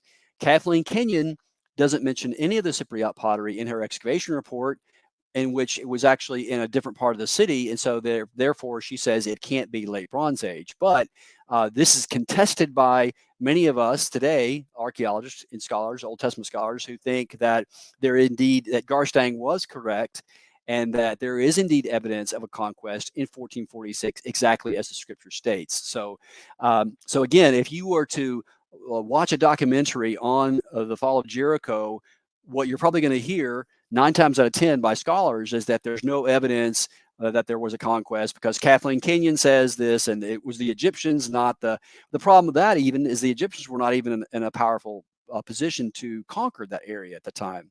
So so it doesn't really fit. But the conquest of Jericho fits very well. The second city that the Israelites destroyed was Ai. Many people say Ai, but I'm told by my colleagues in Israel, the Hebrew scholars, that it's pronounced I.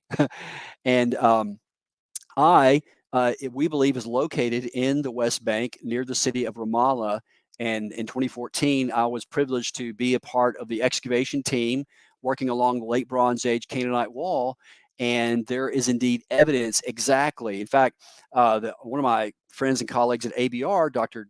Bryant Wood, and his colleague, I forget his name off the top of my head right now, literally discovered the geographical and archaeological requirements for Ai. And as they carefully looked at the scripture, Gary Beyer, that's his name, he's another colleague, they actually discovered, I believe it was, I want to say it was 12 or 15 requirements for the site of Ai. There were, and by the way, there were about 2 or 3 candidates for Ai. So in other words, at Tel could have been Ai. There's a couple other sites, Kerbet and Nissa could be Ai, a couple other sites, but only one site fits the biblical requirements to a T, and that site is Kerbet El Makader, which is found in the West Bank, and that's the site where we excavated. And in 2013, we found a scarab, get this, a scarab from the reign of Thutmose III, which means that some Israelite, who very likely got that from Egypt when, of course, the Israelites left with a lot of stuff from Egypt, it probably fell out of his pocket during the conquest of Ai. Because why would it be in this destruction layer of Ai in the late Bronze Age? And also, it's burned as well, exactly as the city of Jericho was burned. One other quick thing. There's so many. There's actually 12, and it fits all 12 requirements to a T. One of them, to me, that was the sort of the smoking gun identification for Ai as being one of the conquest cities, was that the north, the gate of the city pointed north, and Ai does that perfectly because it was a classic ambush. Basically, what Joshua did was he split up his forces.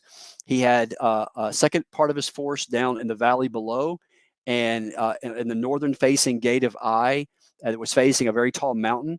He actually, as he had his army up there, and he says he flashed his sword, waved his sword, said kind of like, "Hey, come get me!" And so the king of Ai opened up the gate, and the army ran out of the city, left the gate wide open. And when he let the gate open, the second part of the Israelite forces were in the valley. They came up down from the valley, entered into the city of Ai, and burned it. And it is exactly what has been discovered. Exactly. So this is pretty awesome. I mean, we know this by faith, but now we have archaeological evidence that it actually happened. So, and then the third city was Hatzor, and that site has also been discovered and excavated by Israeli archaeologist Yigael Yadin. And there's a very interesting, peculiar twist to the identification of Hatzor. It has been positively identified. There is a destruction layer in the late Bronze Age consistent with Israelite conquest. And not only that, but the Bible also tells us that on the ruins of Hatzor, there was during the period of the Judges, there was a king who built a palace right there on the ruins of Hatzor. And that is exactly what the archaeologists discovered.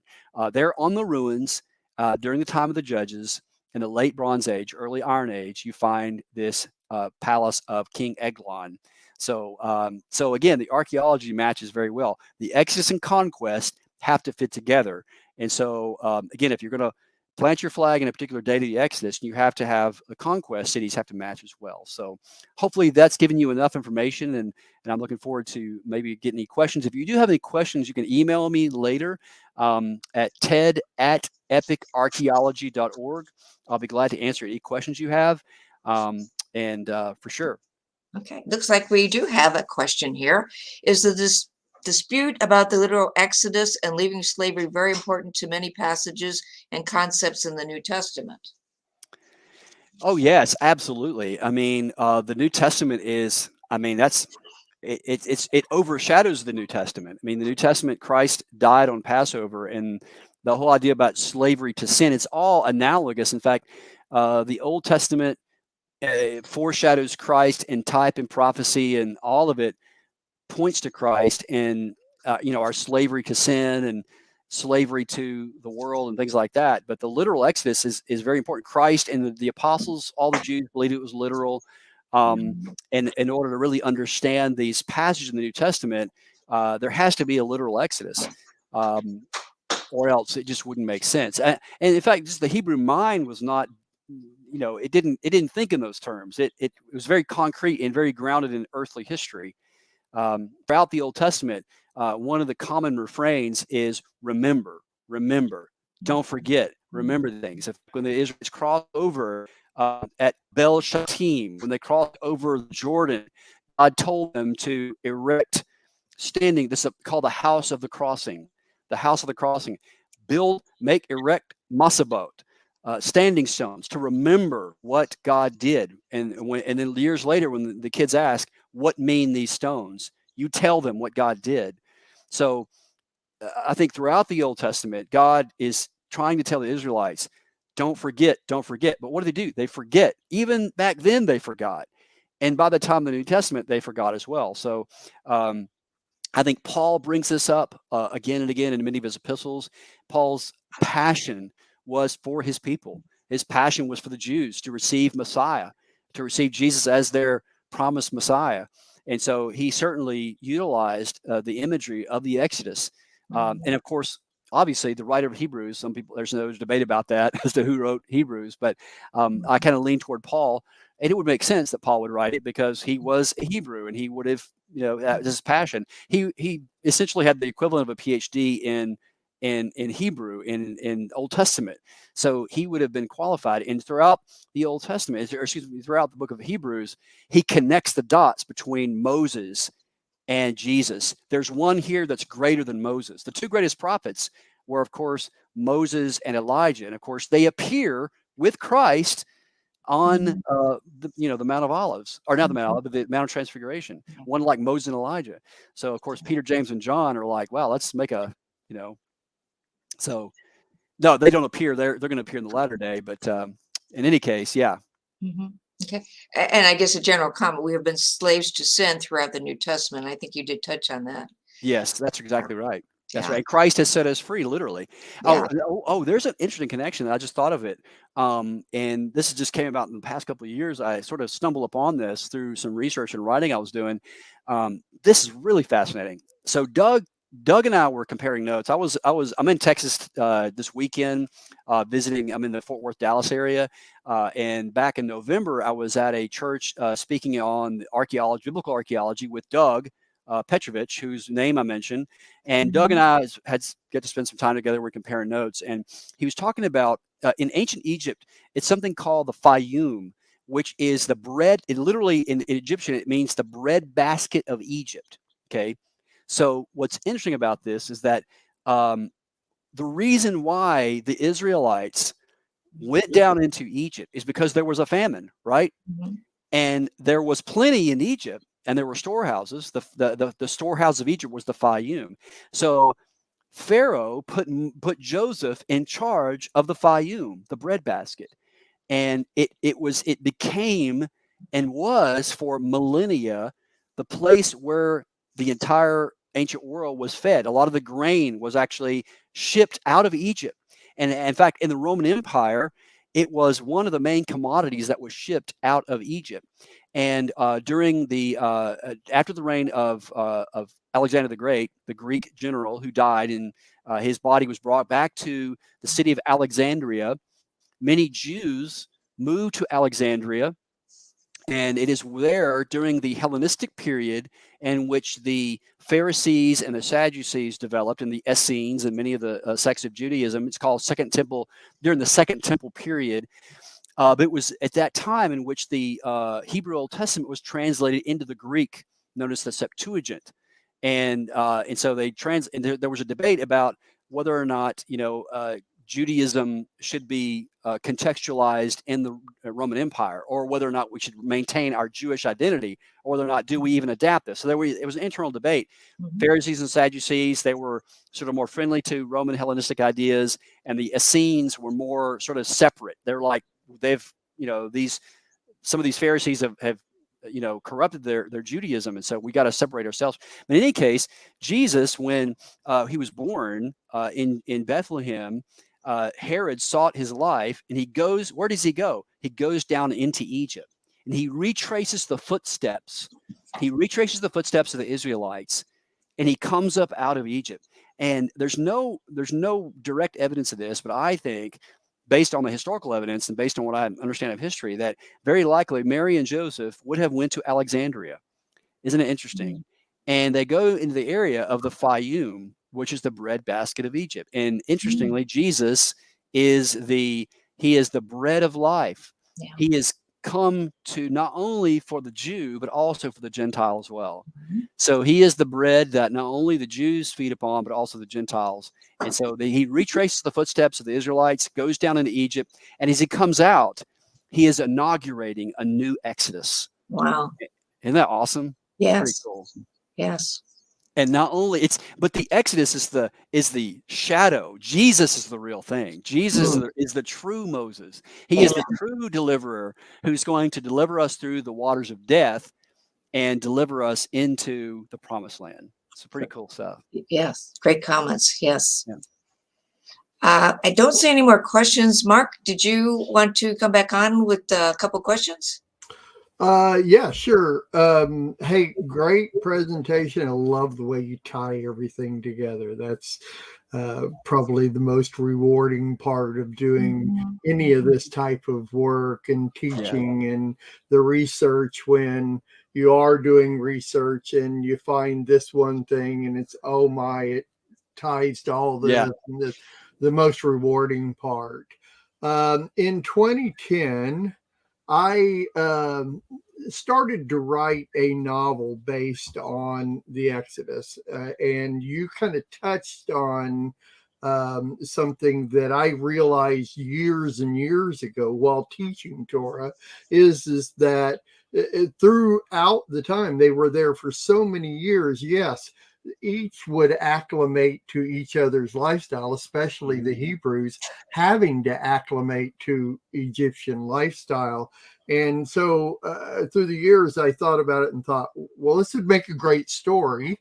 What about a novel of both Hebrews and Egyptians and how they would have lived through the plagues and the Exodus and the whole thing.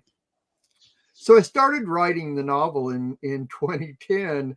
I barely got into the second chapter and realized that I didn't logistically know how to put the rest of it together. So I stopped writing and spent 2 years researching a lot of what you taught today. And when we talked the other day, getting everything set up, I didn't realize you were going to touch on these things. And as I'm going through, my wife in the background saying, those are some of the pictures in your DVD. I did. I actually was interviewed and made an entire DVD of all my 2 years of research, which a lot of this was. But as I said before, it's interesting when you start doing the research and you start tying things together. One of the main things that I believe that I found and came up with my own theory of was, how did they have 7 years of plenty in a desert? And then the scriptures actually say they fed the entire planet. They didn't just feed the people around them. All the people of earth came to Egypt.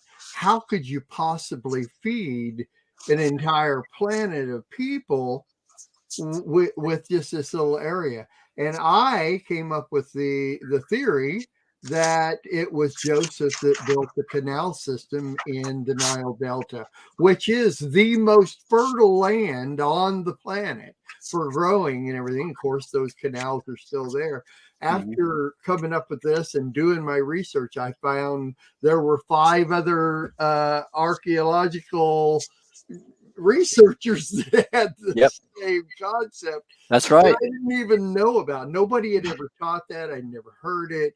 And so I did more research and kind of came up with my own little deal, and that's where the DVD comes from. But I have to say, so you're is kind of somewhat agreeing with me that that's a possibility that Yeah. Oh, yeah. happens. Absolutely. And you look at Google Earth and you're in any satellite pictures of the Nile Delta, and you see the canal systems in there, and it only makes sense that that this could possibly put together.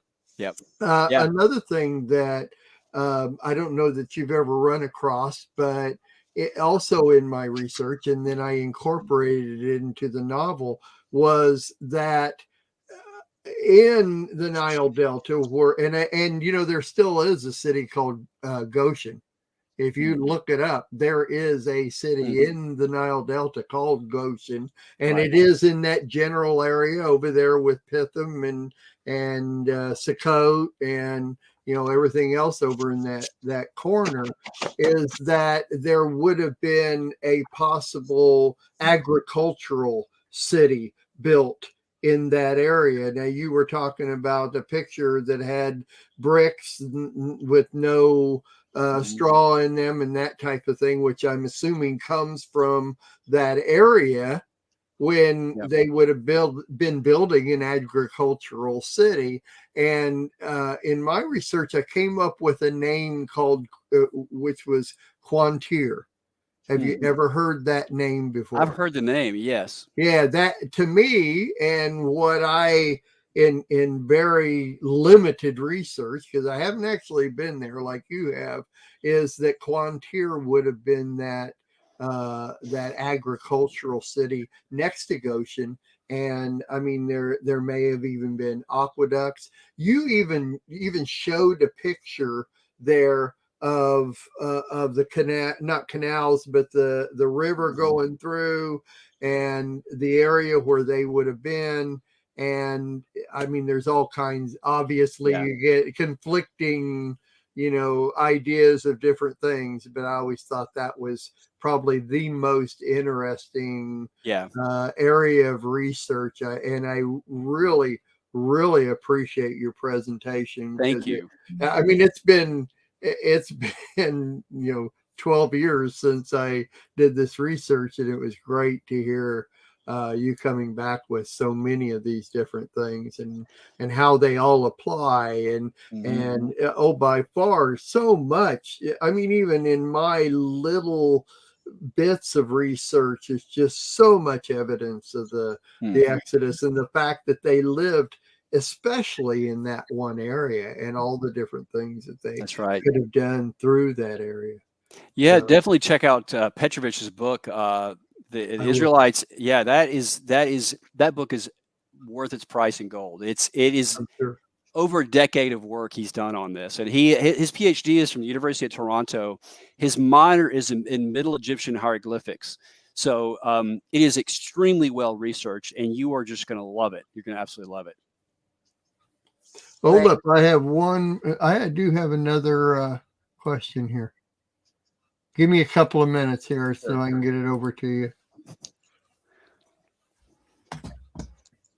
Well, that was wonderful, Ted. We really enjoyed it. And hopefully you can come back again. I know there's so much more that you could share with us. Oh, yeah, much more. Yes. Great. Wonderful. Okay. Here is another question that just came up. Oh, okay. Okay. All right. Do you have any? Here, let me take me off. Okay. All righty. Do you have any knowledge of hieroglyphics under the granaries depicting Joseph's life? We've heard that the Egyptians have filled it back in so no one can go back down there. That is a great question. Off the top of my head, I don't know of any. I know that my colleague Doug Petrovich has extensive knowledge of many of the inscriptions, but no, I don't have any knowledge of any granaries depicting Joseph's life. He has, if you look at our podcast on Epic Archaeology YouTube, the latest podcast is with Doug Petrovich, and he gets into the Joseph and his Egyptian name, and what he would very likely where he was buried was next to a pharaoh and a smaller pyramid, and that the archaeologists who excavated there actually there's some inscriptional evidence that does talk about Joseph and what his job was, and I know that that was part of his job. So there may be some inscriptions that are connected with that. As far as any particular granaries that are mentioned, there may be. I'll have to ask Doug that. He may know of some specific granaries, but I do know that that the archaeologists that were excavating there, with the pyramid where he believes that Joseph was buried, as the vizier, the second in command, basically in charge of all of Egypt, except Pharaoh himself. He would have been basically the general manager of the entire country.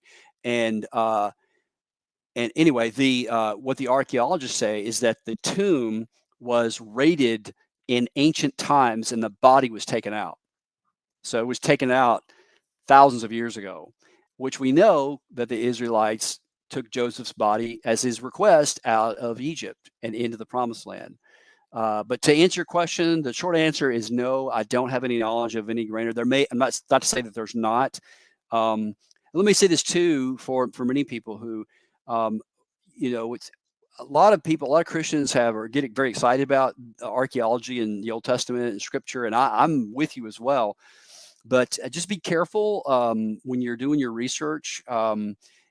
It's great to have theories about stuff, but you have to have the evidence to back it up. It's got to be evidence-based, and it's got to be based on some pretty decent scholarship. So again, not to say that could not be true, but all that to say, and this is not surprising to anybody today, but don't believe everything you read on the internet.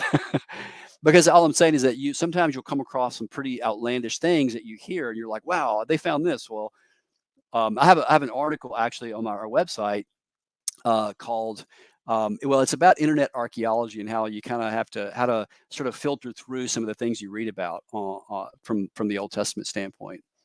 So yeah, but hopefully that answers your question. Okay.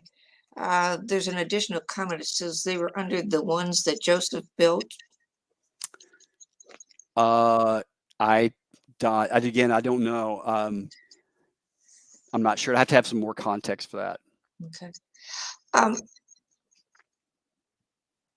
Yeah, I would be very careful when you mention Ron Wyatt.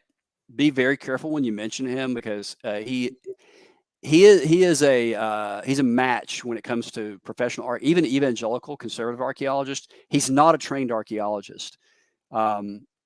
His scholarship, some of the things he's discovered, it's hit or miss. So I'm real skeptical when I hear Ron Wyatt, to be honest with you, just to be honest. Yep. And not only not don't take my word for it. You can read any conservative evangelical archaeologist that are writing today. Ron Wyatt is not a great source for historical information concerning ancient Israel. I would go to Eugene Merrill of Dallas Seminary. A book is called A Kingdom of Priests. Just be careful about the sensational discoveries that you hear about. Again, not to say that they're not right. It's just that in the world's eyes, we want to present good, compelling reasons for people to trust in the Scripture. Because if we're holding up a position that is not based in good, sound reasons, then we're going to have egg on our face as Christians, because we held up a view that's not quite up to par. If that makes sense. So again, not to slam Ron Wyatt, it's just you got to be careful, because he is not a trained archaeologist and his methods are not scholarly. Yep. That makes sense. Yeah. Just one more question. Do you have a favorite excavation or dig that you were on, and what did it mean to you spiritually?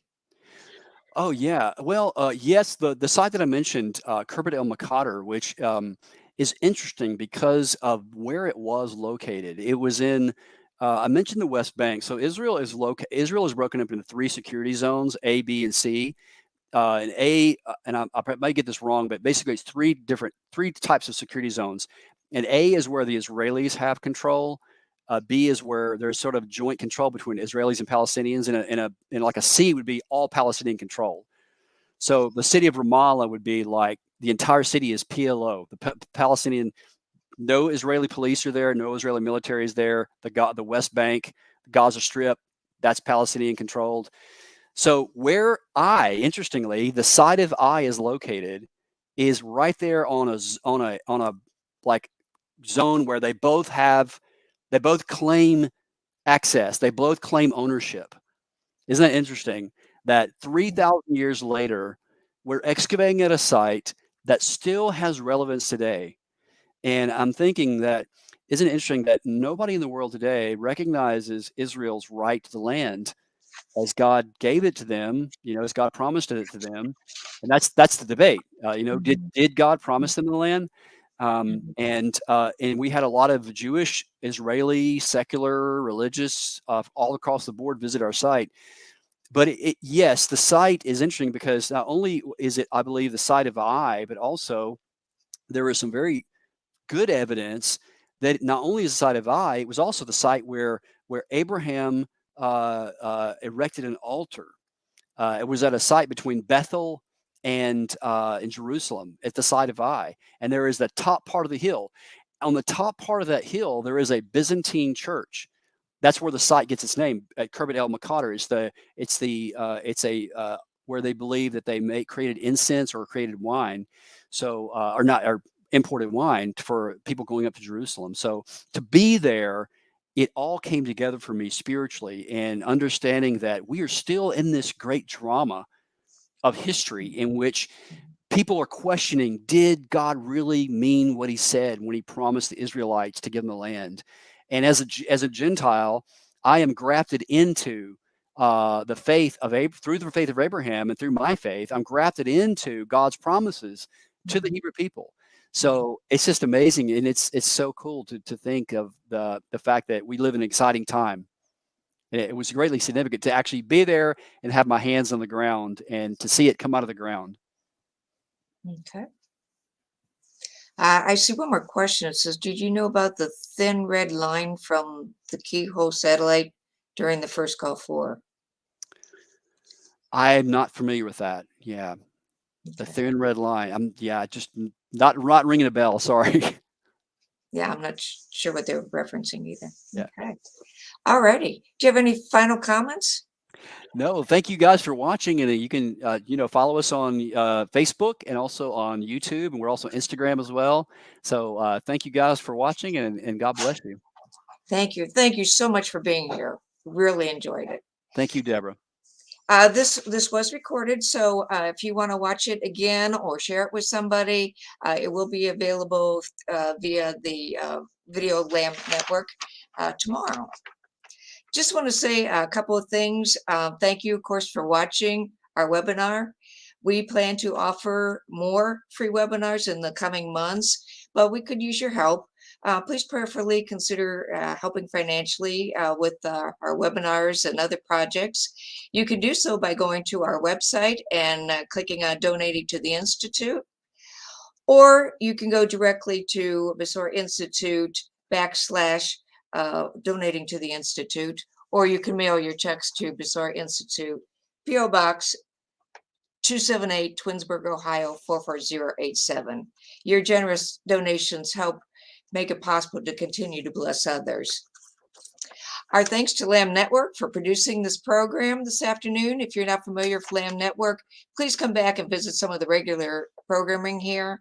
I know they'd all love to see you tune in. Besorah Institute loves to be a part of the Lamb Network family, and you will too. And now may the Lord bless and keep you until we meet again. Shalom, and have a great rest of the day. Thank you. Bye-bye.